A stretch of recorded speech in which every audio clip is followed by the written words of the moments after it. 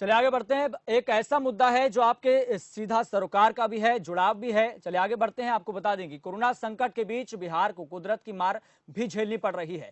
ऐसे में लगातार जिस तरीके से कुदरत का कहर बरप रहा है, बाढ़ आ चुकी है और लोग बहुत परेशान हैं। तो ऐसे में कोरोना संकट के बीच बिहार को कुदरत की मार भी से झेलना पड़ रहा है। गड्ढे नगर से टूटने पड़े हैं और मुजफ्फरपुर के अहियापुर को लेकर भी मुसीबत सामने आकर खड़ी हो चुकी है। सबसे पहले आपको दिखाते हैं इसको लेकर रिपोर्ट।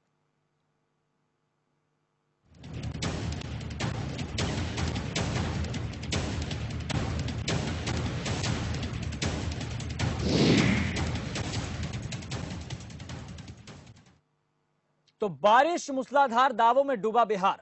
सरकार बहुत से दावे करती है कि आखिरकार जमीनी स्तर पर बहुत से ऐसे हमारी सफलताएं हैं नगर पालिका की, लेकिन कहीं ना कहीं इसको लेकर जब जमीनी हकीकत हम टटोलते हैं, प्रयास करते हैं, तो कहीं ना कहीं दावों और हकीकत में कहीं ना कहीं बहुत बड़ा अंतर हमें देखने को मिलता है। आपको बता दें कि मुजफ्फरपुर के अहियापुर को मुसीबत से दो चार होना पड़ रहा है।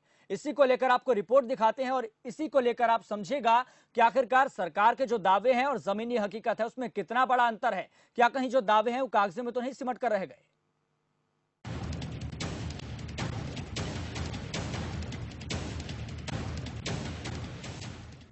मॉनसून की बारिश ने अपना रूप दिखाना शुरू किया तो मुजफ्फरपुर पानी पानी हो गया।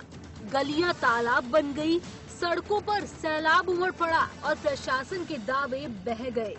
आपकी टीवी स्क्रीन पर दिखाई दे रही तस्वीरें अहियातपुर की हैं और ये वो चौकी है जहां लोग अपनी फरियाद दर्ज करवाते हैं, लेकिन मौसम की मार के आगे पुलिस का एक्शन भी जवाब दे गया। अहियापुर थाना है, कहाँ कोई देखे घर में सब पानी ढुकल है, न मुखिया आवे छे, न वार्ड आवे छे, कोई न देखे हो छे। इतना पानी खाने के दिक्कत है, पियो के दिक्कत है, कोई न आवे छे। अब सरकार जाए तो कहाँ जाए। यहाँ पर तो थाना भी है, सारा पुलिस आता है जाता है, कभी जिप्सी फंस जाता है और कोई देखने वाला नहीं है।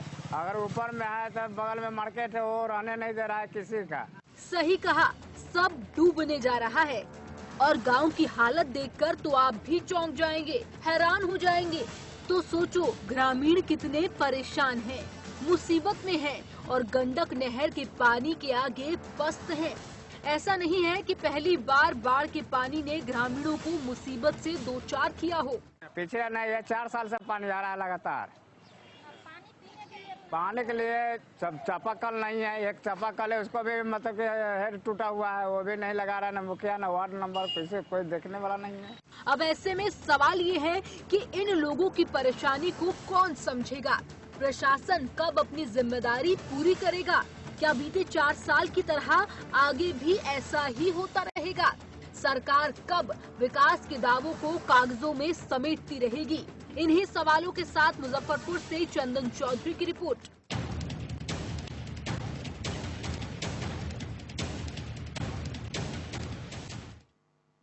सरकारी दावों में और जमीनी हकीकत में बहुत बड़ा अंतर होता है। इसी को लेकर हमने आपको रिपोर्ट दिखाई।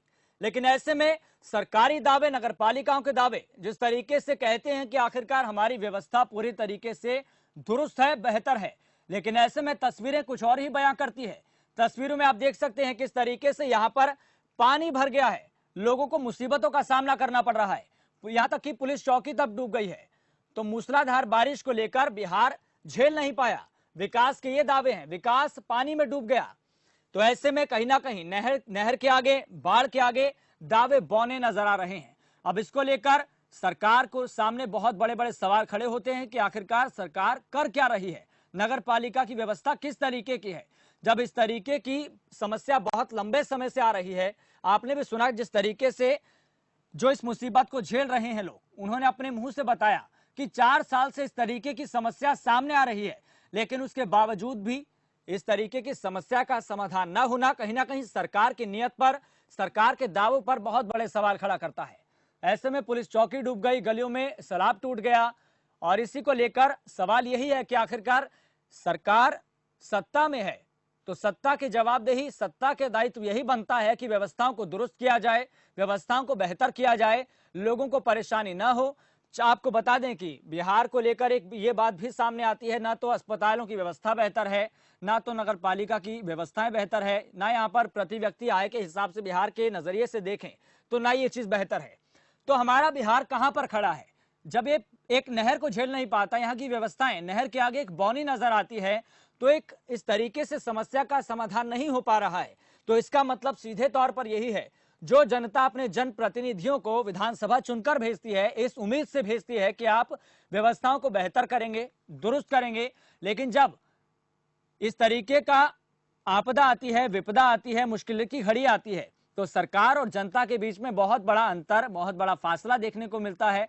अधिकारियों के सामने तमाम गुजारिशें की जाती हैं कि आप इस तरीके की व्यवस्थाओं को बेहतर कीजिए, लेकिन ऐसे में जब ये चीजें लंबे समय से चलती आ रही हो, एक अरसा हो गया हो, तो सवाल सरकार पर ही खड़े होंगे, क्योंकि सत्ता में सरकार है, इसलिए सरकार का दायित्व है, जवाबदेही है कि आप व्यवस्थाओं को बेहतर कीजिए, लोगों को परेशानियों से निजात दिलाइए, निस्तारण कीजिए। बड़ा सवाल सरकार पर ही है। नीतीश सरकार को समझना होगा, सुशासन बाबू की सरकार समझी जाती है, लेकिन व्यवस्थाओं के मामले में कहीं ना कहीं गर्त में है बिहार। इस खबर पर ज्यादा बातचीत के लिए हमारे साथ आपको बता दें कि हमारे ब्यूरो चीफ अंजनी पांडे जुड़ चुके हैं। अंजनी पांडे जी, जिस तरीके से सरकार दावे करती है कि हमारी व्यवस्थाएं बेहतर हैं, आप किसी भी क्षेत्र के लिहाज से बिहार को देख लीजिए, चाहे प्रति व्यक्ति आय हो, अस्पतालों की व्यवस्था हो, नहर जब आती है, बाढ़ जब आती है, बिहार डूब जाता है, तो नीतीश सरकार कहां पर खरी उतर रही है?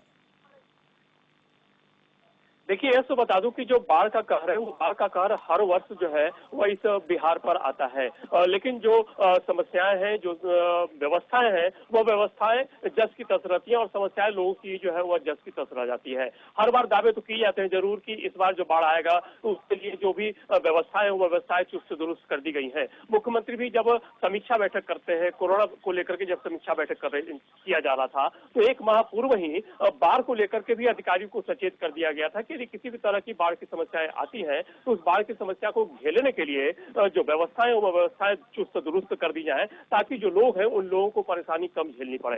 तो बाढ़ तो आती है, हर वर्ष बाढ़ आती है, लेकिन जो समस्याएं हैं लोगों की वह जस की तस बनी रहती है।